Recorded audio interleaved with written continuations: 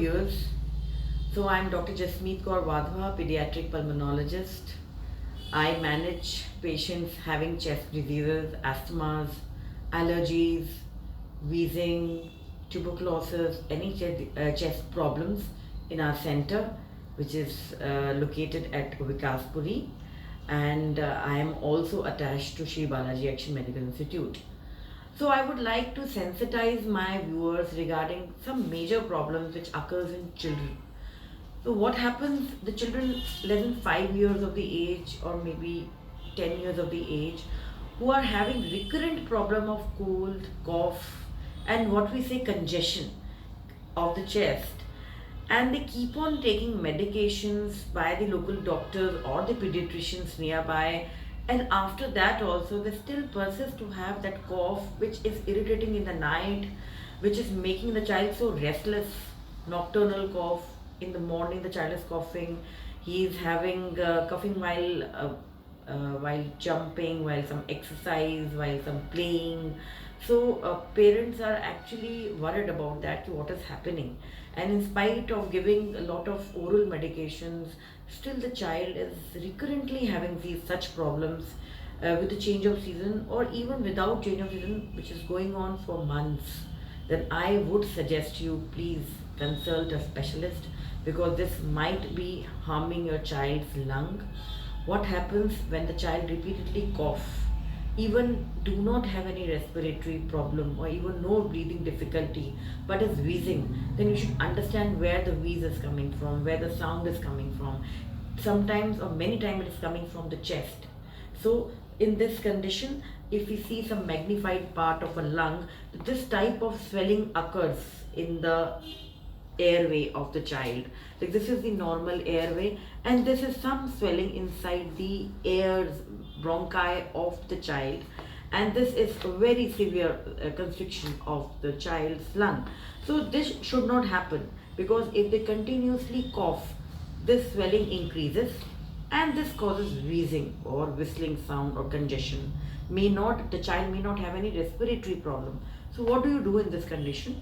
We do some lung function test or pediatric pulmonary function test of the children, which actually tells the swelling, how much is the swelling in the airways, and what is the diagnosis. Is the child having childhood asthma or not, or it is just a simple viral wheezing?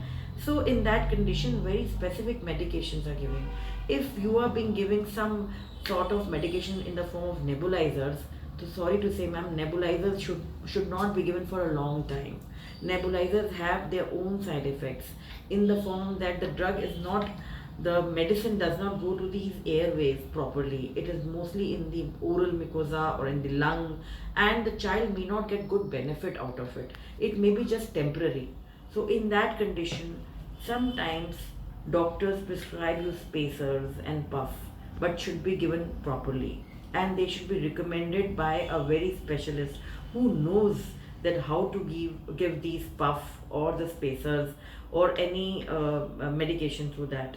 So many children, we go for such spacers in which there is a spacers with mask, and this can be given in less than 4 years of the age children. But the same medication which is given through nebulizers can be given through spacers and the puff.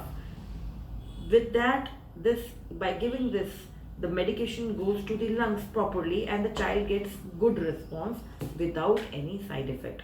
But how to take it is very important. How much doses it is recommended by a pediatric pulmonologist or pediatric chest specialist, and whatever doses we tell, these are actually universally accepted. They are accepted all over the world, in the UK, US, even AIMS, and in good institutes. So with good training and how to use it's very important.